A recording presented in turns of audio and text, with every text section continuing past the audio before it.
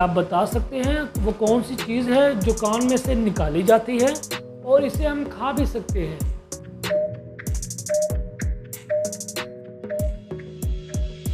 جواب ہے نمک۔ پاکستان کا موسٹلی نمک جو ہے وہ تھوڑا سالٹ مائن سے آتا ہے اور ہم لوگ اس کو کھاتے بھی ہیں۔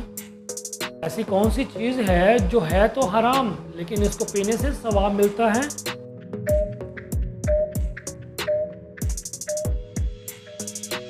جواب ہے غصہ۔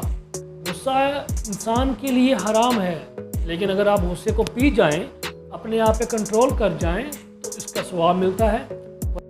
وہ کون سی چیز ہے جسے نہ تو چھو سکتے ہیں نہ ہی پکڑ سکتے ہیں، بس کانوں سے پکڑ سکتے ہیں؟